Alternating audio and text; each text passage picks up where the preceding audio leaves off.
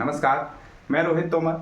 वर्तमान में बात करें, मध्य प्रदेश पुलिस आरक्षक का पेपर चल रहा है जिसमें आधुनिक भारत के इतिहास से भी प्रश्न पूछे जा रहे हैं और आप लोगों की डिमांड के चलते ही मैंने वापस YouTube पर अपनी क्लासेस प्रारंभ की हैं। आज का जो विषय है हमारा ये आधुनिक भारत का इतिहास है। जितना डाटा मैं आपको प्रोवाइड करूंगा वो समय की गंभीरता को समझते हुए, देखते हुए उतना ही डाटा मैं आपको दे सकता हूं, क्योंकि हमारे पास समय कम है और हमको बहुत सारा पढ़ना है।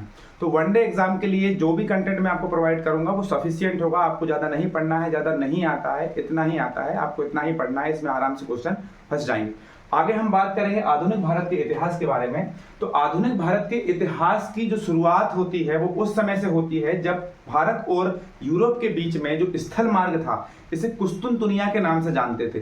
तो कुस्तुनतुनिया नाम के क्षेत्र पर जब वहां के स्थानीय जो लोग थे, लुटेरे थे, वो अटैक करके उसको कब्जा कर लेते हैं, उसे बंद कर देते हैं। तो जब कुस्तुनतुनिया नाम का क्षेत्र बंद हो जाता है तो यूरोप से भारत आने वाले जो व्यापारी वर्ग के लोग थे उनका रास्ता बंद हो जाता है। ऐसा नहीं था कि यूरोप ने भारत की खोज की या भारत उसी समय कह सकते हैं कि उदय हुआ भारत का, ऐसा नहीं है। भारत आने वाले समुद्री मार्ग की खोज हुई थी। इससे पहले भी यूरोप और भारतीय लोग आपस में व्यापारिक मार्ग से व्यापार करते थे। बात करेंगे जब कुस्तुनतुनिया नाम के क्षेत्र पर अटैक कर देते हैं, वहां के स्थानीय लोग, लुटेरे उस रास्ते को बंद कर देते हैं, तो यूरोप में भारतीय वस्तुओं की डिमांड बढ़ जाती है, क्योंकि भारतीय वस्तुएं, बहुत सारी ऐसी वस्तुएं थी जिनकी यूरोप में बहुत ज्यादा डिमांड थी। जैसे कि हम मसालों की बात कर लेते हैं। तो यूरोपीय देश के लोग क्या करने लगे कि यूरोप से भारत आने के लिए नए नए मार्गों की खोज प्रारंभ हुई। इसी बीच में बात आती है कि 1492 में पुर्तगाल देश से एक कोलंबस नाम का व्यक्ति भारत आने के लिए रवाना होता है। लेकिन वो व्यक्ति जैसे ही भारत के लिए रवाना होता है, आधे रास्ते में आकर उसकी नाव विपरीत दिशा में मुड़ जाती है और वह अमेरिका पहुंच जाता है और अमेरिका की खोज कर देता है कोलंबस। तो कोलंबस ने अमेरिका की जो खोज की थी वो की थी 1492 में। अच्छा, क्वेश्चन पूछा कि कोलंबस किस देश का था, तो पुर्तगाली व्यक्ति था ये, और इसने कोलंबस ने किसकी खोज की थी? अमेरिका की। क्रिस्टोफर कोलंबस इसका पूरा नाम था। बात करेंगे कोलंबस के बाद आते हैं हमारे वास्को डी गामा।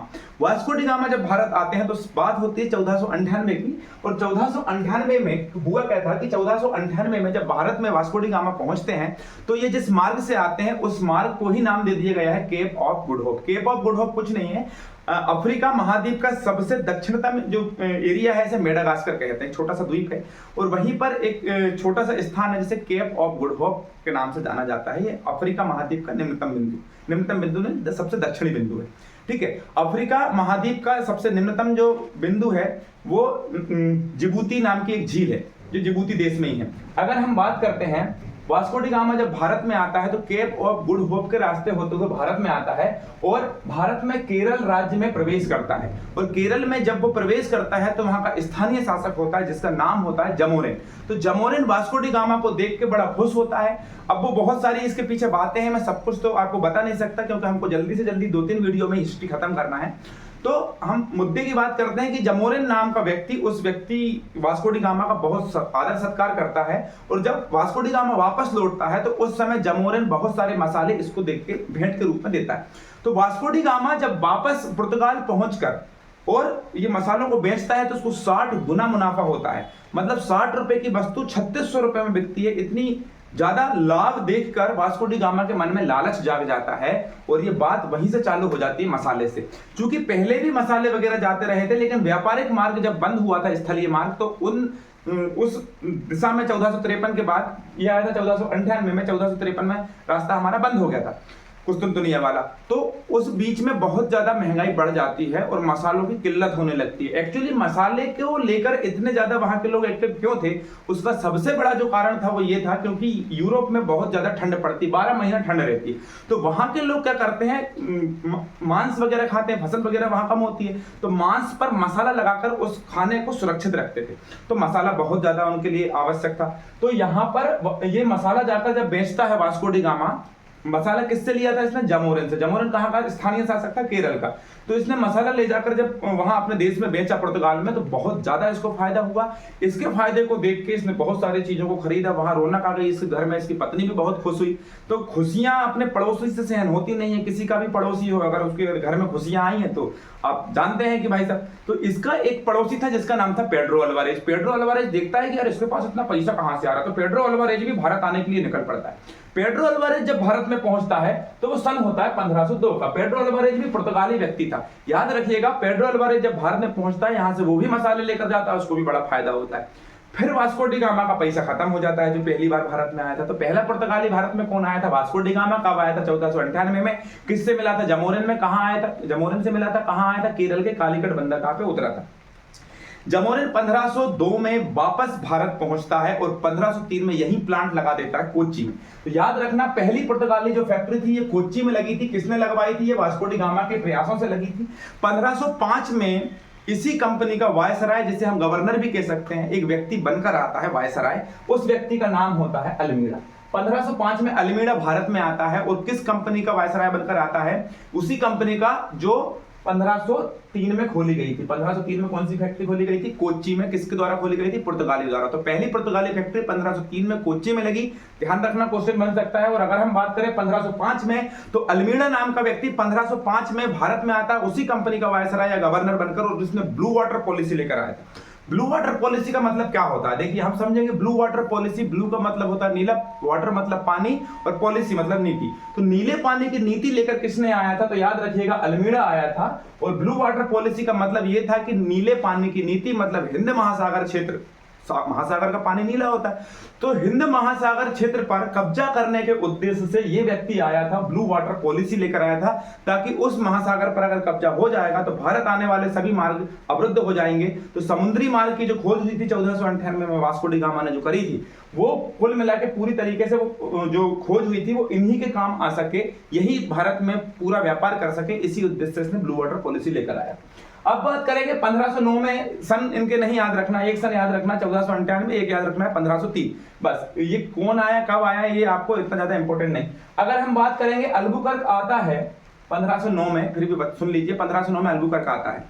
तो अल्बुकर्क जब भारत में आता है तो यहां पर गोवा जीत लेता है, आते से गोवा जीतता है। अल्बुकर्क जब भारत में, आप समझिए, पहले पुर्तगाली आए, मसाला लेकर गए, उसके बाद देखिए दोबारा उसका एक दोस्त आया पेड्रो अल्वारेज, वो भी मसाले लेकर गया। फिर वास्को डी गामा आया, जब वास्को डी गामा भारत में आया तो प्लांट डाल दिया, फैक्ट्री डाल दी कोच्चि में। उसके बाद उसी कंपनी का वायसराय बनकर कौन आता है?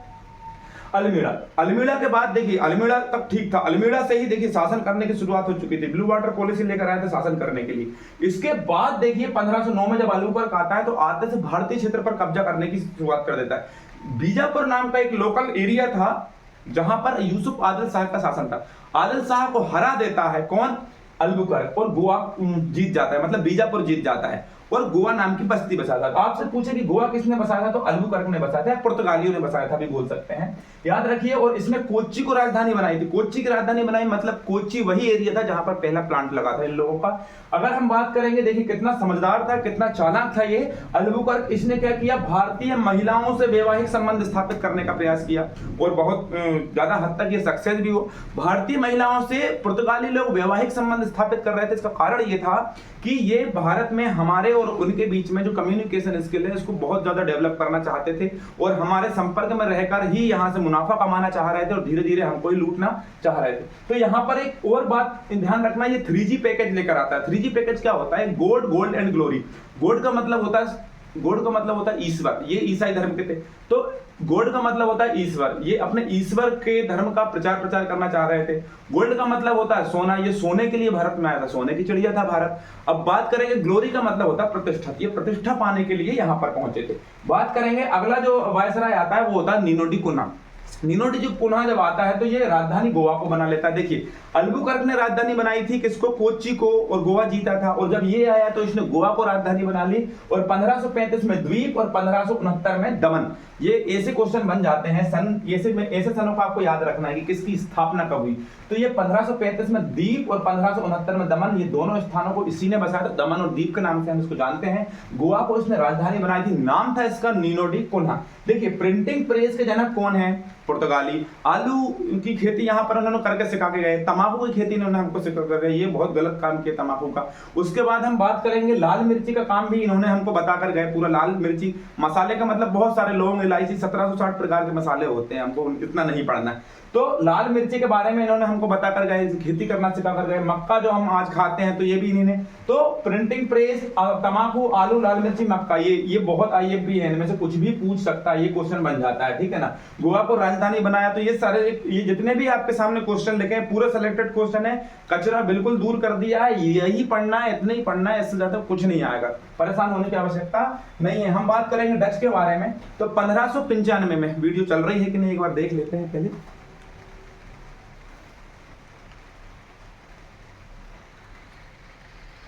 कैमरा घूम गया है,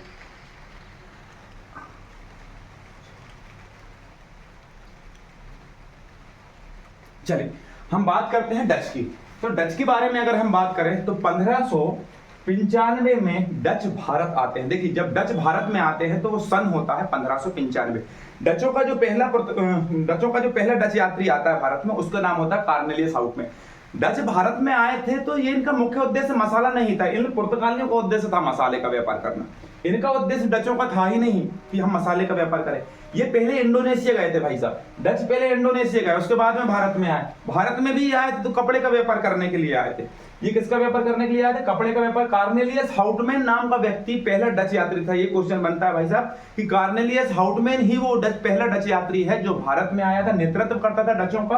1595 में ये आते हैं और ये कपड़े को प्रमुख प्राथमिकता देते हैं। इन्होंने पहली फैक्ट्री लगाई थी 1605 में। ये क्वेश्चन याद रख लेना कि इन्होंने पहली फैक्ट्री 1605, दूसरी फैक्ट्री 1610। पहली मसूलीपट्टनम आंध्र प्रदेश में, पुलिकट तमिलनाडु में। ध्यान रखिएगा। अगर हम बात करेंगे तो डचों का बहुत ज्यादा आने वाला जो प्रश्न है वो ये है, यहां पर मैं आइए पे लिख देता हूं कि 1759 में ये क्वेश्चन बहुत बनता है। 1759 में वेदरा का युद्ध होता है अंग्रेज और डचों के बीच में, जिसमें डच हारते हैं, अंग्रेज जीत जाते हैं और अंग्रेज जो है डचों को भारत से भगा देते हैं। अंग्रेजों ने ही लड़ लड़ के सबको भगाया है और भारत पर शासन किया है। देखिए आगे देखेंगे तो यहां पर कंप्लीट होता है। तो वेदरा का युद्ध कब हुआ था? 1759 में हुआ था। किसके बीच में? अंग्रेज और डचों के बीच में। बस इससे ज्यादा आपको डच के बारे में नहीं पढ़ना है। आगे चलेंगे अंग्रेजों के बारे में। देखिए अंग्रेजों के बारे में जानने से पहले अगर हम बात करें तो 31 दिसंबर सन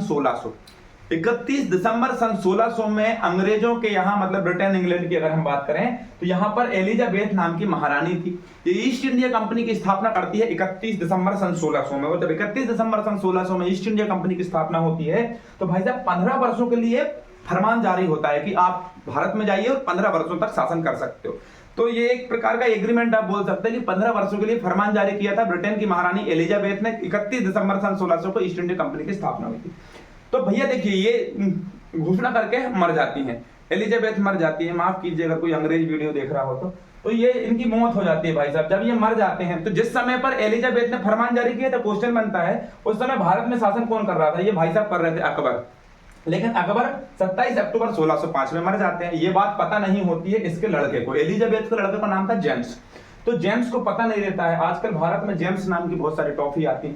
तो 1603 की अगर हम बात करें तो जेम्स प्रथम नाम का एक शासक था। और जेम्स प्रथम नाम का शासक कौन? वही एलिजाबेथ का लड़का। ये एलिजाबेथ के लड़के ने क्या किया? भारत भेजने की तैयारी कर दी ईस्ट इंडिया कंपनी के अंग्रेजों को कि आप भारत में जाइए। तो इसी उद्देश्य से सन 1603 में एक चार्टर पारित कर देता है ये, किसके नाम का? अकबर के नाम का। और दे देता है इसके नौकर को। इसका नौकर होता है हॉकिंस। तो हॉकिंस अपना मालिक जेम्स प्रथम का एक पत्र लेकर भारत के लिए रवाना होता है और 1608 में भारत पहुंचता है। लेकिन 6-7 साल वो नाव चलाता नहीं रहा, वो आराम से आता है। तो 1603 में राजा कौन बना? ब्रिटेन का जेम्स प्रथम। और इसने अपना एक दूत किसे भेजा है?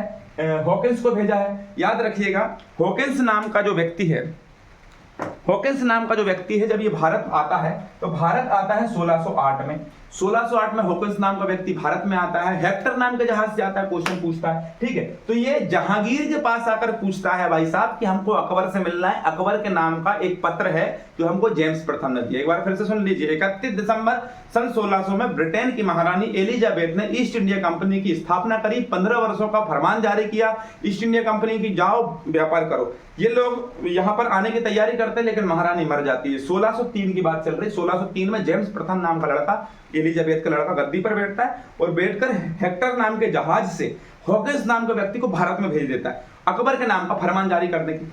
अकबर के नाम का पत्र लेकर जब हॉकिंस भारत में आता है तो उस समय पर अकबर मर चुका होता है, क्योंकि हॉकिंस आता है 1608 में, अकबर मर गया 1605 में। तो अब अकबर मर गया तो ऐसे ही बोल सकते हैं भाई साहब, आपको बुरा ना लगे।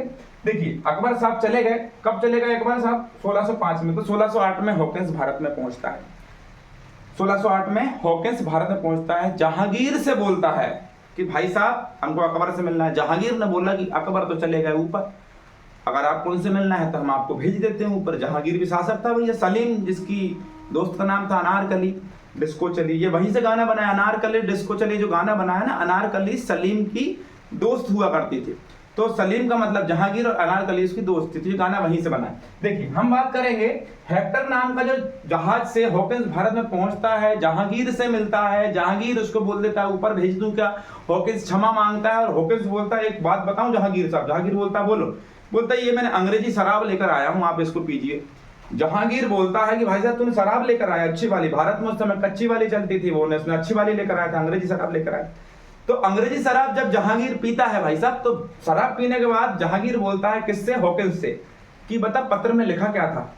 तो हॉकिंस बोलता है कि आप गुस्सा हो जाओगे। तो जहांगीर बोलता है तू मेरा भाई है, तूने शराब पिलाई, अब बोल तुझे क्या चाहिए? हॉकिंस बोलता है कि हमको भारत के अंदर फैक्ट्री डालने का है भाई साहब। तो जहांगीर बोलता है जा जी ले अपनी जिंदगी। यहां से शुरुआत हो गई। जहांगीर ने गलती कर दी थी। जहांगीर ने पहला जो अंग्रेज भारत में आया था हॉकिंस, इसको भारत में फैक्ट्री डालने की अनुमति दे दी और 1608 में फैक्ट्री डाल दी उन लोगों ने। 1608 में ही पहली फैक्ट्री डाली इन्होंने सूरत में। लेकिन सूरत में जो प्लांट इन्होंने डाला था, पहली फैक्ट्री जो इन्होंने डाली थी, ये क्वेश्चन बनता है भाई साहब, देख लीजिए। पुर्तगाली ने कोच्चि में फैक्ट्री डाली और इसके बाद कौन आए थे? डच। डच ने पहली फैक्ट्री डाली मसूलीपट्टनम, दूसरी पुलिकट में, और अंग्रेजों ने जो फैक्ट्री डाली पहली सूरत में और दूसरी मसूलीपट्टनम। लेकिन 1608 में फैक्ट्री का काम चालू हुआ, बन के कंप्लीट हुई 1613 में। कौन सी फैक्ट्री? सूरत में डली। देखिए यहाँ कहा गया सूरत, ये सूरत है, पेन नहीं चल रहा है। तो सूरत की बात करें, सूरत में 1608 में फैक्ट्री का काम चालू हुआ, बन के कंप्लीट हुई थी 1613 में। इससे पहले एक बन के कंप्लीट हो गई थी मसूलीपट्टनम से। आपसे क्वेश्चन पूछे कि पहली फैक्ट्री कब डाली, तो सूरत में डाली 1608 में, लेकिन बनकर कंप्लीट कौन सी हुई थी? इससे पहले मसूलीपट्टनम वाली हो गई थी 1611 में। अब एक बात सुनिए, आगे की बात चलते हैं। जो काम के क्वेश्चन है उनकी बात करेंगे। देखिए भैया, सर टॉमस रो नाम का एक व्यक्ति, सर टॉमस रो, ये बहुत आता है क्वेश्चन। सर टॉमस रो जब भारत आता है तो भारत में आके जहांगीर से मिलता है और जहांगीर से बोलता है कि आप हमें गोलकुंडा पर अधिकार करने के लिए आजाद कर दीजिए। तो जहांगीर बोलता है कि यार मैं तुमको आजाद तो कर दूंगा, लेकिन तुमको पैसे देने पड़ेंगे। तो सर टॉमस रो उसको मना लेता है जहांगीर को। वही जहांगीर मान गए। क्या, किस चीज के लिए मान? शराब की बोतल दे दी जहांगीर को। किसने दे दी शराब की बोतल? Sir Thomas Roe. बहुत ज्यादा आता है ये क्वेश्चन। सर टॉमस रो को, ये सर टॉमस रो ने, ये पुर्तगाली था सर टॉमस रो, अंग्रेजी बोतल लाया, जहांगीर को दे दी और बोला मालिक आप मालिक, हम नौकर। जहांगीर ने बोला बोलो, गोलकुंडा पर व्यापार करना है, टैक्स फ्री कर दो हमको। तो ये जहांगीर ने पहला, दूसरा ऐसा कदम था जो गलत उठा लिया। जहांगीर ने सर टॉमस रो को गोलकुंडा पर टैक्स फ्री व्यापार करने की अनुमति दे दी। और भाई साहब इसी को कहते हैं सुनहरा फरमान सन 1632। बहुत आता है क्वेश्चन। सुनहरा फरमान किसने जारी किया था? जहांगीर ने। किसको जारी किया था? सर टॉमस रो को। गोलकुंडा, गोलकुंडा वही जहां से अपने को कोहिनूर हीरा मिला था अलाउद्दीन खिलजी को। अलाउद्दीन खिलजी के बारे में देख लीजिए भाई साहब, एक ट्रिक याद करना, GKTSL। जी के गुलाम वंश, खिलजी वंश, तुगलक वंश, सैयद वंश, लोधी वंश। एक बार फिर देख लीजिए, GKTSL, गुलाम वंश, खिलजी वंश, तुगलक वंश, सैयद वंश, लोधी वंश। तो खिलजी वंश में अलाउद्दीन खिलजी जो भारत के ऊपर दिल्ली में शासन कर रहे थे, इनका एक सेनापति जिसका नाम था मलिक काफूर, इसको यहाँ गोलकुंडा हैदराबाद में पड़ता था सब, तो यहाँ पर से हीरा प्राप्त होता है। तो खिलजी वंश में ही आया था कोहिनूर हीरा, और कोहिनूर खिलजी में अलाउद्दीन खिलजी के पास आया था। अलाउद्दीन खिलजी के पास खिलजी वंश समाप्त होता है, तुगलक वंश आता है, इसके पास कोहिनूर हीरा चला जाता है, फिर सैयद वंश आता है, इसके पास जाता है, फिर लोधी वंश आता है। इसके लोधी वंश का अंतिम सम्राट था इब्राहिम लोधी, जिसको बाबर ने पानीपत के 1526 के युद्ध में हरा दिया।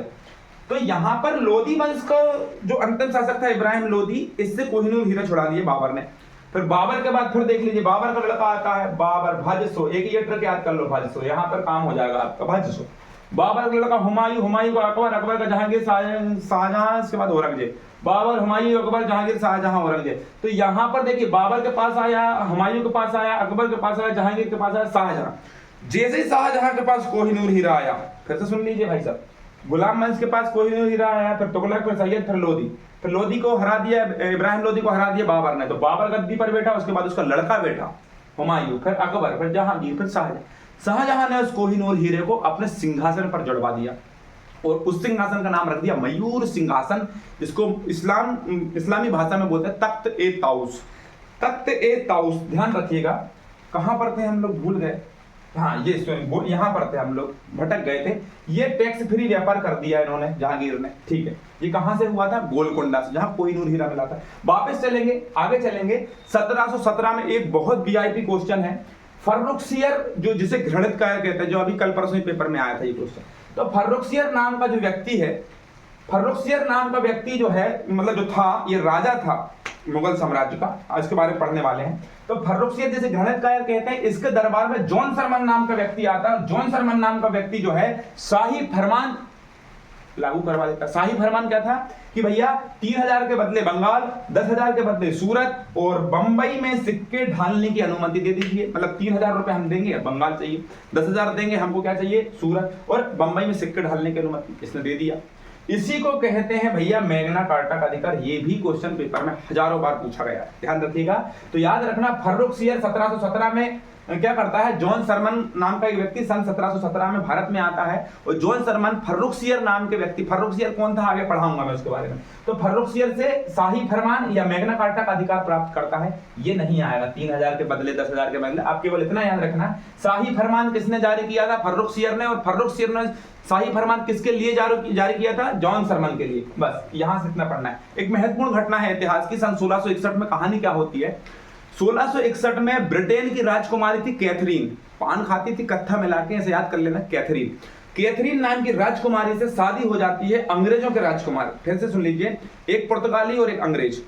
पुर्तगाली की राजकुमारी कैथरीन, अंग्रेज का राजकुमार चार्ल्स द्वितीय, चार्ल्स द्वितीय होगा मेरे ख्याल से, हाँ चार्ल्स द्वितीय, चार्ल्स द्वितीय, दोनों की शादी हो जाती है। तो पुर्तगाल जो होते हैं, पुर्तगाली लोग, ये लड़की वाले, अंग्रेज लोग लड़का वाले, तो इन दोनों की शादी हो जाती है। तो शादी होती है यूरोप में, पुर्तगाल अलग देश जिसकी राजधानी लिस्बन, और अंग्रेज लोग इंग्लैंड ब्रिटेन के। तो यहां पर ये अंग्रेज लोग लड़का वाले, ये लड़की वाले, शादी हुई वहां यूरोप में। लेकिन इन्होंने लोगों ने क्या किया, इन्होंने भारत का एक महत्वपूर्ण हिस्सा जिसका नाम था बंबई, कहां चला गया, ये है। तो ब्रिटेन की राजकुमारी कैथरीन, अंग्रेज का चार्ल्स द्वितीय की शादी होती है। तो पुर्तगाली लोग जो लड़की वाले थे, इन्होंने दहेज में क्या दिया, बंबई, समझ रहे हो आप, बंबई दहेज में दे दिया था इन लोगों ने। पुर्तगाल के लोगों ने किसको दे दिया था, अंग्रेजों को, व्यापार करने के लिए दहेज में दे दिया। भाई साहब देख लीजिए, शादी हो रही है यूरोप में और दहेज दान दे रहे हैं, भारतीय क्षेत्र को दहेज में दे दिया, बंबई को, अंग्रेजों। तो अंग्रेजों के पास में बंबई चला गया भाई साहब, ऐसे कहानी। अब आगे चलेंगे, वीआईपी क्वेश्चन पढ़ेंगे, महत्वपूर्ण क्वेश्चन पढ़ेंगे, हमको कचरे से बिल्कुल दूर रहना है। विस्तार से अगर पढ़ना है तो आप ऑफलाइन क्लास में जाके बैठ सकते। 1639 में कहानी क्या होती है, फ्रांसिस डे नाम का, बहुत ज्यादा आईएमपी क्वेश्चन है, यहां पर मैं लिख देता हूं आईएमपी। फ्रांसिस डे नाम का व्यक्ति मद्रास की स्थापना करता है सन 1639। मद्रास किसने बसाया, फ्रांसिस डे नाम के व्यक्ति ने, और यहीं पर फोर्ट सेंट जॉर्ज का किला बनाया था, और कोलकाता बसाया था जॉब चार्नाक ने। ये महत्वपूर्ण क्वेश्चन है। जॉब चार्नाक ने कोलकाता की स्थापना करी थी, और इसी ने वहां पर फोर्ट विलियम किला बसाया था। यही वो फोर्ट विलियम किला है जिसको सिराज-उद-दौला नाम का बंगाल का शासक चारों तरफ से घेर लेता है, और अंग्रेजों को यहां से उठा के ले जाता है 20 जून 1756 में, एक 10 बाई 12 के गड्ढे में डाल देता है। 146 अंग्रेजों को बंद कर दिया था 10 बाई 12 के गड्ढे में। उसमें से 2-3 दिन बाद जब कोठी से निकलकर बाहर देखा तो भाई साहब उसमें 123 अंग्रेज मर गए थे, 23 अंग्रेज शेष बचे थे, और उसी के कारण प्लासी का युद्ध हुआ था 23 जून 1757 में। आगे चलेंगे, पूरी कहानी पढ़ेंगे हम। तो ये कहानी यहां तक की हो गई। अब हम बात करेंगे सन 1616 में। देखिए भारत में 1616 में कौन आते हैं, डेनिस, इनके बारे में ज्यादा नहीं पढ़ना है। 1616 में कौन आया भारत में, डेनिस, और ये रहे थे भारत में 1745 तक। डेनिस कब आए, 1616 में, रहे कब तक, 1745 तक। इन्होंने पहला प्लांट जो डाला था वो तंजौर में डाला। तंजौर कहां पर है, तमिलनाडु में। देखिए अब यहां पर हम बात करें डेनिस की, तो डेनिस 1745 तक रहते हैं भारत में। आते कब है, 1616 में, 1745 तक भारत में रहते हैं। उसके बाद ये चले जाते हैं, कहां चले जाते हैं, ठीक है। अब जब ये चले, एक मिनट वीडियो देख लेते हैं चल रही कि नहीं चल रही। चलिए बहुत बढ़िया। अभी समय लगभग बज रहा है 7 के आसपास, और मैं सुबह का यही क्लास में हूँ। समय नहीं मिल पा रहा है इसलिए मैं पढ़ा भी नहीं पा रहा हूँ, नहीं तो मेरी पूरी कोशिश रहती है कि यूट्यूब पर मैं पूरे विषय पढ़ा सकूं आपको। चलिए, तो यहाँ पर कहानी होती है 1616 में तंजौर में पहली फैक्ट्री डालते हैं डेनिस आके। 1745 में अंग्रेजों को पूरी फैक्ट्री बेच देते हैं डेनिस। डेनिस ने कुछ नहीं किया अपने जीवन में। भारत में आया 1616 में फैक्ट्री डाली इन्होंने, और तंजौर में फैक्ट्री डाली थी। तंजौर उस समय तमिलनाडु में, अभी भी तमिलनाडु में ही है। और 1745 में पूरी फैक्ट्री अंग्रेजों को बेच के चले गए। और याद रखना, भारत आने वाली सबसे आखिरी जो कंपनी थी वो स्वीडिश थी, और आई कब थी? 1731 में।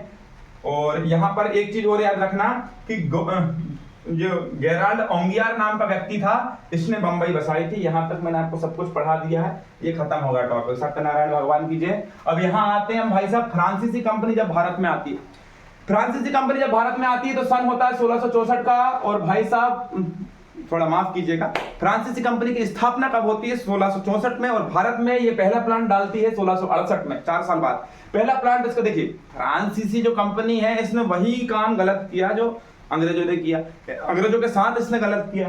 फ्रांसीसी जो कंपनी थी इसने अंग्रेजों के साथ बहुत बड़ी बदसलूकी की, क्योंकि अंग्रेज लोग जहां पर प्लांट डाले थे, फ्रांसीसी लोग ने उसके सामने वहीं पर प्लांट डाले। सामने फैक्ट्री, आपस में हर कभी टकराव होता रहता। तो फ्रांसीसी और अंग्रेज की कभी बनती नहीं। और अंग्रेज तो शुरू से ही सोच रहे थे कि हम रहे और कोई नहीं रहे।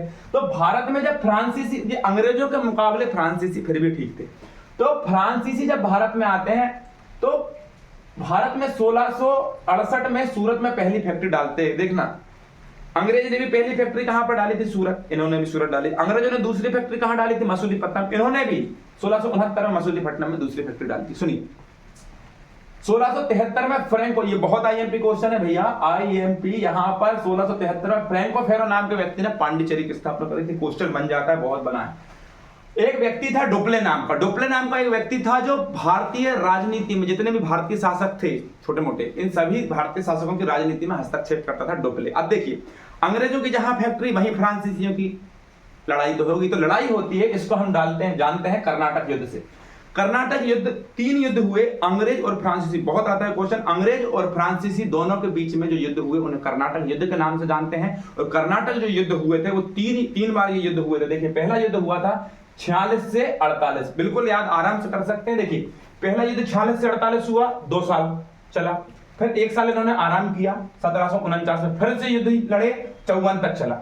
ठीक है, फिर अब यहां पर उन्होंने 1 साल आराम किया, तो यहां पर भी आराम तो करेंगे, 2 साल आराम किया। 1756 से फिर लड़े 1763 तक। महत्वपूर्ण जो युद्ध है, देखिए, हम इसकी संधि पूछी जाती है कि कर्नाटक युद्ध किस किस के बीच में हुए थे? तो फ्रांसीसी और अंग्रेज के बीच में। बात यह है कि ये दोनों लड़ रहे थे, तो उसका सबसे प्रमुख कारण था कि यूरोप के जो प्रमुख देश थे, फ्रांस और इंग्लैंड, वहां पर वो लोग लड़ते थे तो ये लोग भारत में लड़ना चालू कर देते थे आपस में। देखिए भाई साहब, वहां पर वो लोग लड़ रहे हैं तो ये लोग भारत में लड़ना चालू कर देते हैं। 1746 से 1748 के बीच में एक युद्ध हुआ, जैसे ऑस्ट्रिया का उत्तराधिकार का युद्ध कहते हैं। और याद रखना, एक्स-ला-सेपल की संधि से ये युद्ध समाप्त हुआ था। संधि हो जाती, संधि पूछती है पेपर में कि किस संधि से कर्नाटक का प्रथम युद्ध खत्म हुआ था? तो एक्स-ला-सेपल लिखा हुआ है। बात करेंगे द्वितीय युद्ध हुआ 1749 से 1754 के बीच में। और ये युद्ध हुआ था भाई साहब, इस युद्ध में जो संधि हुई थी सिर्फ पांडिचेरी के नाम से जानते हैं। द्वितीय युद्ध था, बहुत सारा डाटा है, 1 दिन भर चलते हैं ये युद्ध, लेकिन हमारे पास समय नहीं है, हम कुछ कर नहीं सकते, इससे बाहर कुछ नहीं है। लेकिन ठीक है, अगर बात करेंगे 1756 और 1763 के युद्ध की, तो ये तृतीय युद्ध था, इसे कर्नाटक का तृतीय युद्ध कहते हैं। और ये सप्तवर्षीय युद्ध इसलिए कहा गया कि 7 साल चला था ये युद्ध। और याद रखना, ये पेरिस की संधि से खत्म हुआ था। देखिए, पहला युद्ध हुआ था एक्स-ला-सेपल, दूसरा हुआ था पांडिचेरी, तीसरा पेरिस। ये संधियां हैं, एक्स-ला-सेपल, पांडिचेरी और पेरिस। ये 3 युद्ध, 3 संधियों से संधियां ही पूछेंगे कि पहला कर्नाटक युद्ध किस संधि से समाप्त हुआ। चलिए, इसी बीच में 1760 में भारत के अंदर वांडीवास का युद्ध होता है। और वांडीवास के युद्ध में 1760 में, ये क्वेश्चन अभी पूछा गया हाल में, 1760 में वांडीवास का जो युद्ध हुआ, इसमें अंग्रेज और फ्रांसीसी आमने सामने आ गए, लड़े, हार गए फ्रांसीसी, जीत गए अंग्रेज, याद रखिएगा। और बहुत ज्यादा आईएमपी क्वेश्चन यहां भी बन जाता है कि अंग्रेज और जब फ्रांसीसी आमने सामने लड़ रहे थे उस समय अंग्रेज सेनापति कौन था? तो याद रखिए, आयर कूट। और फ्रांसीसी कौन था? काउंट डी लाली। काउंट डी लाली और आयर। इस वांडीवास के युद्ध से यह तय हो गया था कि भारत के अंदर अब सत्ता रहेगी तो अंग्रेजों की रहेगी, नहीं तो किसी की नहीं रहेगी। देखिए, अब बात करते हैं very very very IMP topic. एक बार फिर देख लेता हूं वीडियो चल रही है कि नहीं। बढ़िया चल रही। देखिए भाई साहब, यहां पर क्या होता है, उत्तर मुगल काल की शुरुआत करते हैं बेहतरीन तरीके से। उत्तर मुगल काल देखिए, वो 1707 में जब औरंगजेब की मौत होती है, तो औरंगजेब की जब मौत होती है 1707 में, तो उसको 3 लड़के रहते हैं। हालांकि औरंगजेब बहुत बड़ा शासक था, ऐसा नहीं था, मूर्ख नहीं था औरंगजेब। औरंगजेब ही वो शासक था भाई साहब जिसने आखिरी अंतिम मुगल सम्राट जो था ताकतवर था ये।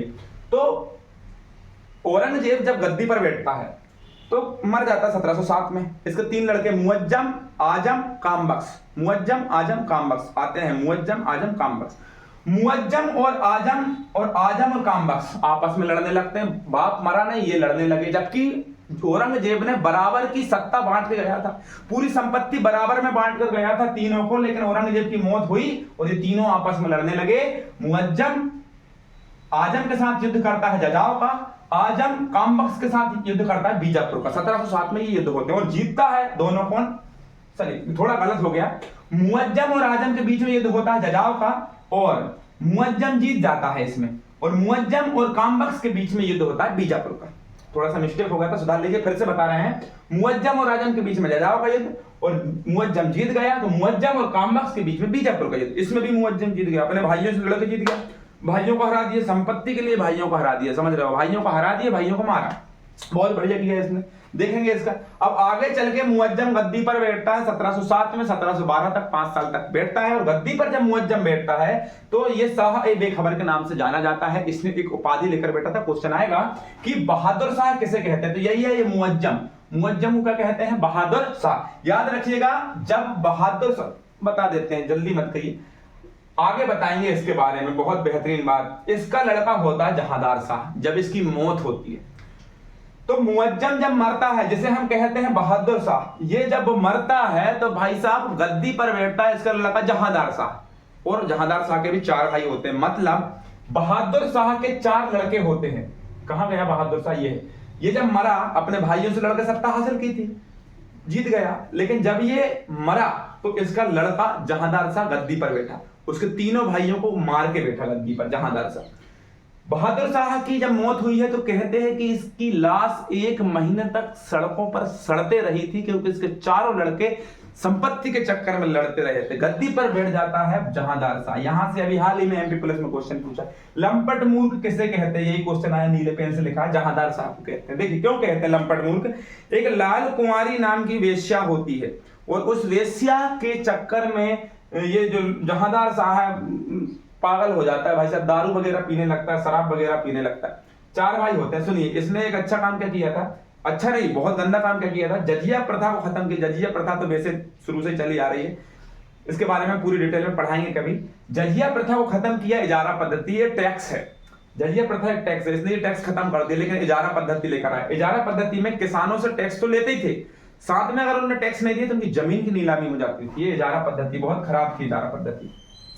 जहांदार शाह जब गद्दी पर बैठा था तो गद्दी पर लड़ के बैठा था अपने भाइयों के साथ में, तो इसको गद्दी पर बैठने में मदद किया था जुल्फिकार खान ने। और ये लाल कुंवारी नाम की वेश्या के चक्कर में पागल था, बिल्कुल भयंकर शराब बराब पीता था। तो इसके ऐसे गुणों को देख के इसके खुद के भतीजे ने इसको मार डाला। और उसके खुद का भतीजा कौन था? फर्रुखसियर।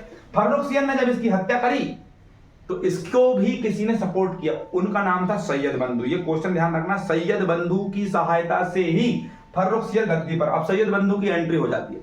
सैयद बंधु कौन थे? किंग मेकर बोलते हैं इनको। भारत के अंदर अब यही शासक बनाएंगे, यही शासकों को हटाएंगे। सैयद बंधु ने किसको बिठा लिया? फर्रुखसियर को बिठा लिया। ठीक है, फर्रुखसियर ने किसकी हत्या कर दी? जहांदार शाह की, तभी तो गद्दी पर बैठा ना। अब फर्रुखसियर गद्दी पर बैठता है सैयद बंधु की सहायता से। हुसैन खां, अब्दुल्ला खान, दो लोग थे सैयद बंधु, इन्हें किंग मेकर कहते हैं। फर्रुखसियर गद्दी पर बैठता है तो इसको घृणित कायर के नाम से जानते हैं। देखिए, फर्रुखसियर जब गद्दी पर बैठा तो जिनकी मदद से बैठा फर्रुखसियर, किनकी मदद से? सैयद बंधु। सैयद बंधु की मदद से फर्रुखसियर गद्दी पर बैठा और सैयद बंधु ने ही फर्रुखसियर को मौत के घाट उतरवा दिया, अंधा बना दिया, इसको अंधा बना दिया। ये तो बड़ी इसके साथ खराब बात हो गई। लेकिन याद रखिएगा, फर्रुखसियर से आपको प्रश्न पूछेंगे कि इसी ने बंदा बहादुर को मारा था। बंदा बहादुर कौन थे? गुरु गोविंद सिंह की मृत्यु के बाद में सेनापति के रूप में सिख समाज को इकट्ठा करने का काम किया था बंदा बहादुर ने। और बंदा बहादुर की हत्या करवा दी थी फर्रुखसियर ने सन 1716 में। और याद रखिएगा, इसने जयसिंह को सवाई की उपाधि दी थी। राजा जो जयसिंह थे उनको सवाई की उपाधि किसने दी थी? फर्रुखसियर ने। और एक और बात ध्यान से सुनिएगा, इसकी हत्या कर दी थी विश्वनाथ ने। विश्वनाथ मराठा वंश में हम आगे बहुत अच्छे से पढ़ने वाले हैं, सुनिए। अब फर्रुखसियर जो था, विश्वनाथ ने इसकी हत्या कर दी थी। विश्वनाथ ने इसकी हत्या कर दी थी। सैयद बंधु ने ही इसको मरवाया था। सैयद बंधु ने ही फर्रुखसियर की आंखों फड़वा दी थी और विश्वनाथ ने इसकी हत्या कर दी। अब भैया सैयद बंधु गद्दी पर बैठा लेंगे किसी को, वो बैठाते हैं रफी-उद-दर्जा।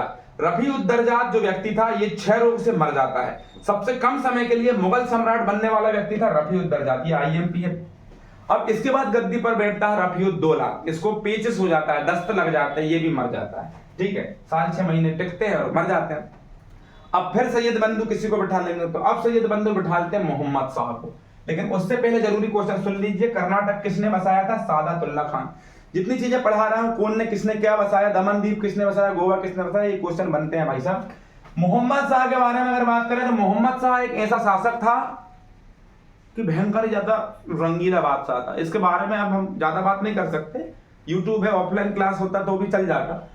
मोहम्मद शाह एक ऐसा व्यक्ति था भाई साहब कि लड़कियों के कपड़े पहनकर दरबार में डांस करते हुए प्रवेश। देखिए भारतीय इतिहास में कैसे कैसे दिन देखे हैं हमारे देश ने। एक ऐसा शासक, कितना भयंकर रंगीला, लड़कियों के कपड़े पहनकर दरबार में डांस करते हुए जाता था। ये पुरुषों के साथ में रहता था भाई साहब, इसलिए इसको रंगीला कहते हैं। भयंकर शराब पीता था ये, और उसके बारे में मत ही बुलवाइए कुछ। रंगीला बादशाह था ये। जब ये गद्दी पर बैठता है तो बैठालते हैं इसको कौन? सैयद बंधु। अब सैयद ये इतना समझदार था, लेकिन इसने बोला कि यार सैयद बंधु बैठालते हैं और आखिरी में मरवा देते हैं, हटा देते हैं। तो इसने उठाकर सैयद बंधु को ही मरवा दिया। सैयद बंधु को खत्म किसने किया था? तो मोहम्मद शाह रंगीला। अब सुनिए, इसी के समय पर फारस, जो ईरान इराक वाला क्षेत्र है, वहां से भारत में अटैक होता है नादिर शाह का। नादिर शाह भारत में जब अटैक करता है तो उस समय भारत के अंदर शासक कौन होता है दिल्ली का? मोहम्मद शाह।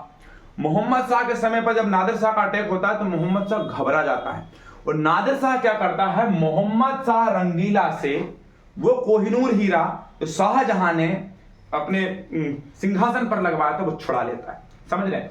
तो सैयद बंधु को मरवाया मोहम्मद शाह रंगीला ने। इसके समय अटैक हुआ फारस के नादिर शाह का, और नादिर शाह भारत में 57 दिन तक रुकता है, ये चीज ध्यान रखिएगा। और तख्ते ताउस पर जो हीरा लगा था, पूरा का पूरा सिंहासन उठा के ले जाता है नादिर शाह, तख्ते ताउस ले जाता है, कोहिनूर हीरा। अब मैं आपको एक बात बताता हूं, ये मोहम्मद शाह नाम का जो व्यक्ति था, हालांकि विस्तार में पढ़ाऊंगा तो बहुत लंबी वीडियो बन जाएगी, पढ़ा ही नहीं पाएंगे, फिर भी इसकी एक सहेली थी मोहम्मद शाह। ये तो खुद ही लड़की था, इसकी भी एक सहेली थी भाई साहब। अब रहने दीजिए, नहीं तो बात की बतंगड़ बन जाएगा। तख्ते ताउस पर बैठने वाला अंतिम सुल्तान कौन था? तो वो कौन था भाई साहब? ये मोहम्मद शाह रंगीला। तख्ते ताउस मयूर सिंहासन पर बैठने वाला व्यक्ति, तख्ते ताउस मयूर सिंहासन पर बैठने वाला अंतिम व्यक्ति कौन था? मोहम्मद शाह रंगीला। सुनिए, शाहजहां ने क्या बनवाया था? तख्ते ताउस। क्वेश्चन पूछता है, मयूर सिंहासन का निर्माण किसने किया था? शाहजहां ने, कोहिनूर हीरा लगवाया। अब VIP क्वेश्चन की बात करेंगे, अवध किसने बसाया? शहादत खान ने। बेहतरीन क्वेश्चन है, अवध किसने बसाया? शहादत खान ने। बंगाल किसने बसाया? मुर्शिद कुली खान ने। हैदराबाद किसने बसाया? चिनकिलिज खान ने। एक बार फिर सुन लीजिए, अवध बसाया शहादत खान ने, बंगाल बसाया मुर्शिद कुली, हैदराबाद बसाया था इन्होंने चिनकिलिज खान ने। अब बात करेंगे, देखिए मोहम्मद शाह रंगीला जब मर जाता है, गद्दी छोड़ देता है, तो अहमद शाह गद्दी पर बैठता है। अहमद शाह कौन था? मोहम्मद शाह का लड़का। अब ध्यान से सोचिएगा, मोहम्मद शाह का लड़का था भाई साहब। ये खुद जब रंगीला है तो ये इसका लड़का हो जाएगा भाई साहब। देखिए अहमद शाह, अहमद शाह जो था वो रंगीला बादशाह का लड़का था। तो लोगों ने सवाल उठाया कि भाई साहब ये तो रंगीला है, इसका लड़का कैसे हो सकता है? ये तो दिक्कत की बात हो गई। तो इसने फिर एक तस्वीर छपवाई थी। अब आप YouTube पर भी पढ़ सकते हैं इसके बारे में, या गूगल पर भी पढ़ सकते हैं। तो वो तस्वीर में कुछ ऊट पटंग तस्वीर इसने छपवा दी। भयंकर रंगीला बादशाह था मोहम्मद शाह रंगीला। इसका लड़का जब अहमद शाह गद्दी पर बैठता तो इसके समय पर वो नादिर शाह जिसने भारत पर अटैक करके तख्ते ताउस लेकर ईरान गया था, वो नादिर शाह का लड़का अहमद शाह अब्दाली भारत में आया। तो अहमद शाह ही किसके लड़के का नाम है? मोहम्मद शाह के। और अहमद शाह ही किसके लड़के का नाम है? फारस के नादिर शाह के, जो 57 दिन भारत में रुक गया था। दोनों के लड़के के नाम एक ही है भाई साहब, गौर फरमाइए। देखिए, तो अहमद शाह अब्दाली जो है अटैक करता है अहमद शाह के ऊपर। किसके ऊपर अटैक करता है? अहमद शाह के ऊपर अटैक करता है। अब जब अहमद शाह अब्दाली जो है अहमद शाह के ऊपर अटैक करता है, 7 बार, सबसे ज्यादा बार अटैक करता है, ध्यान रखिएगा।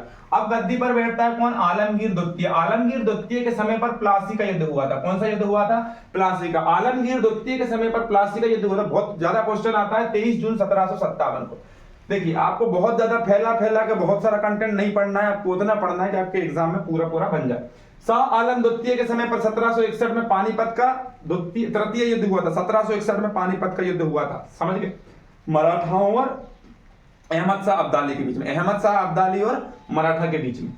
अब बात करेंगे 1764 में। 1764 में कौन सा युद्ध हुआ था? बक्सर का। याद रखिएगा, शाह आलम द्वितीय के समय पर दो महत्वपूर्ण युद्ध हुए थे। एक 1767 में पानीपत का, अहमद शाह अब्दाली और मराठाओं के बीच में, और 1764 में बक्सर का युद्ध हुआ था। इलाहाबाद की संधि भी इसी के समय पर। देखिए 1764 में बक्सर का जो युद्ध होता है इसमें अंग्रेज जीत जाते हैं और जो भारतीय शासक रहते हैं ये हार जाते हैं। तो उस समय पर 1765 में एक इलाहाबाद की संधि प्रारंभ होती है और इलाहाबाद की संधि के समय ही द्वैत शासन की शुरुआत होती है, जो 1773 में वॉरेन हेस्टिंग्स जो है भारत में आकर रेगुलेटिंग एक्ट लेकर आता है और द्वैत शासन को समाप्त कर देता है। चलिए, तो इलाहाबाद की संधि हुई 1765 में, समझ रहे हो कि नहीं भाई साहब? और शाह आलम द्वितीय को अंधा बना दिया जाता है। बहुत आईएमपी क्वेश्चन है, किस भारतीय शासक को अंग्रेजों ने अंधा बनाया था?